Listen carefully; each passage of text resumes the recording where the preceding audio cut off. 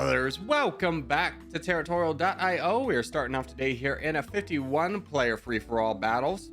We are in the Middle East. Full sitting against humans is allowed. Now I'm a little bit worried about this section to the right of me. I'm kind of hoping that nobody goes there. Otherwise, I'm a little bit scared. Okay.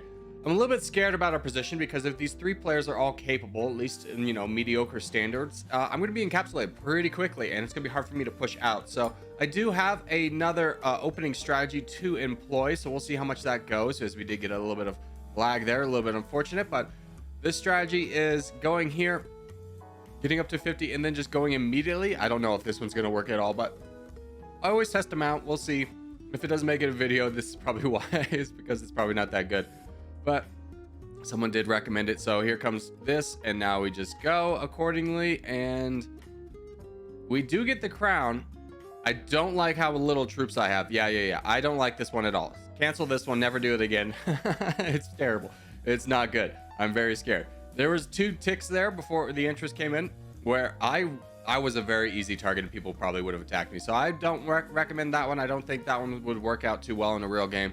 We'll continue to go here as we have the crown and good opportunity to keep expanding. And I'm going to be a little bit behind the 8 balls. You can see players like Daddy over there has about 90,000 pixels, 70,000 fluctuating between that, where I only have about 50. Wolf is kind of on the same stretch as me. 777 is kind of similar.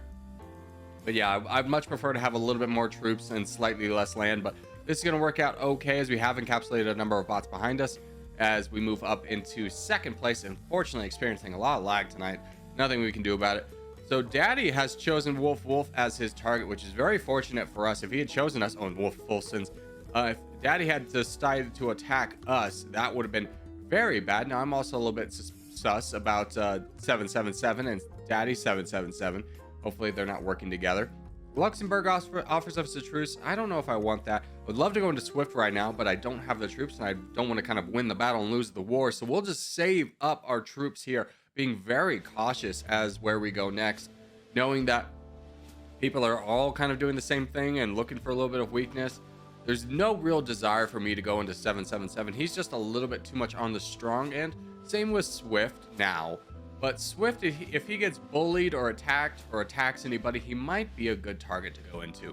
So we're going to have to keep an eye on that. And yeah, Swift is being aggressive here. I think he's getting a little overconfident. Hey, what do you think about this? We could do that. We could do that. I'm kind of wanting to go into Swift. Okay, Daddy's in. I'm in. Let's do it. Let's give a big attack here. And yeah, Swift is very low on troops. I'd love to be a lot higher, but now that he's become a bot, I'm more interested in grabbing the land and not getting pushed back by this big bot with all of his attacks. So let's go ahead and just jump in on this. I think if everybody else starts attacking, we can all just kind of make it through together. Yeah. So one more attack should be able to get as much of this land as possible. And I don't know if we'll need it. Well, yeah, we're good. Okay, so we're about 2 million troops. We'll have about 2.3 by the time this is all said and done. Yep. And now we just save up to our red interest, potentially betray Daddy at this point.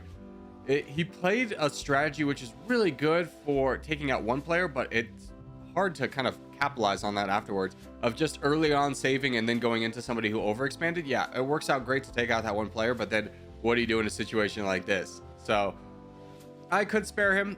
We never really had an alliance, but honestly, if I'm going to win the game, I got to be able to expand out and grab a lot of lands, which means I'm going to be attacking a lot of the players around me. Oh, he threw up the kissy face and the white flag. He got tired of his battle with Luxembourg, so we'll go ahead and grab the rest of his land as well. Just becoming a little bit stronger and honestly pushing straight into Luxembourg. Luxembourg only has about less than a million troops after this. Dingle saw it as well, so let's take our advantage and push it, as we are about 4 million troops, which isn't out near our red interest of 6 million, but hey, we've got the troops to get it done. Nobody is that strong around us. It would take a combined force of Dingle and a number of other players to do it, and honestly I could probably take out all the other small players, as Dingle does immediately do that. So we will just continuously wait here. We do get a truce with the United Nations, so we have the luxury of just saving up and building up our troops. Dingle only has 58,000 pixels, so he's at his red interest, where we are nowhere near ours. Ours will be at 8.7 million. So we will just continue to save up here, and I think he's realizing that his friends, or the people he thought he could count on to help attack him, are gone. So now we'll just push into him. grabbing all of his land, taking it all away from him. He offers us a truce now. It's a little bit late for that, in all honesty. So we'll just go ahead and take out this player. He probably will full send us. He gives a big attack. Okay. No problem there. We just absorb it and go back in. It didn't even take us down from red interest. And so we'll just continue to keep pushing into this guy. He's kind of wasted. Yeah, he's desperately trying to push us off and sacrifice this land to other players. Honestly, I don't need the land. I'd much rather just have this guy down, and he's down to 2 million. So we'll go ahead and push aggressively to grab as much of this land as possible, as a 2 million full send is not going to hurt us. He's trying to slow it down, trying to give other players a little bit of time to say, hey, I'm full sending here. But no, nobody realizes it, and everybody's just kind of not moving. Wow. Okay, player 497 finally gets involved. United Nations does not. He sits this one out. So now we have about 10 million. We'll be at red interest by the time this ends, and then we go into D's. We'll go ahead and just keep grabbing and expanding. I'm not really worried about my neighbors that are around me, as they're all relatively weak. Yes, they have like collectively a little bit of troops, but like player 70 attacked me, I'd give him 2 attacks and he would be like gone. So we have that flexibility now. Now we can just continue to strengthen up ourselves, and we will go back into the players in the Arabian Peninsula and Africa after this, as we do need to strengthen ourselves, because I imagine there's a gang up opportunity coming. So let's go ahead and push into player 70, take him down, and one more attack should probably get him off. Oh, there, yeah, okay. So down he does go. And now we have a choice of going into the United Nations or not.